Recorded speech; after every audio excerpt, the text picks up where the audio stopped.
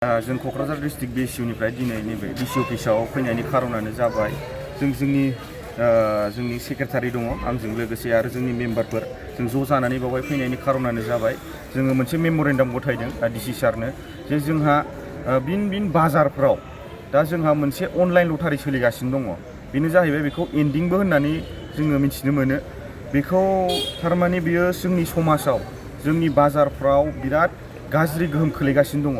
बिनि खाथि खालानि बाजारनि मानसिफोर खाथि खाला थाग्रा मानसिफोर सोरबा आइ आफामोन जोंनो माने कमप्लेन होगासिनो दं दाख्लैनिफ्रायनो जे जोंहा बिनि थाखाय जोंनि न'खराव दावराव दावसि जागासिनो दङ। सोरबा इक'नमिकलि उइक मानसिफ्रानो सोरबा हाजिरा मावनानै जाग्रा सोरबा रिक्सा सालायनानै जाग्रा सोरबा टट' सालायनानै जाग्राफ्रानो बेखौ गेलेनानै दिनै हाजिरा मावला गावसिनि खामानिखौ मावला बेहायनो फैसा थैजोबनानै थांनाय बेबायदि जोंनाव खबर फैदों आरो दा बिनिखायनो जोङो जाहाथे जोंनि समाजा जोंनि ओनसोला गाज्रि दाजाथों होननानै जों DC सारनाव बेखौनो मेम'रेन्डाम लाना फैदों जाहाथे बे एन्डिं खेला अनलाइन खेला जाबाय थानाया बे बन्द' जानांगौ।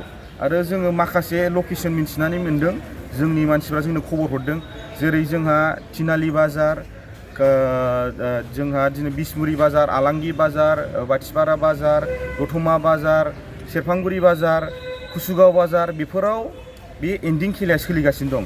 जाहाथे आङो जोंनि बिदा फंबाय आदामोनखौबो आं खावलायनो सानो जाहाथे आदामोनहाबो दस्रा सर्स नागिर खामायनो थाखाय बेफोरबायदिजों बे जुवा खेला माबा खेलाजों बिथांमोना खामायनो दासान मानो होनबा बेजों जोंनि समाजा बिराद गाज्रि जानो सानो।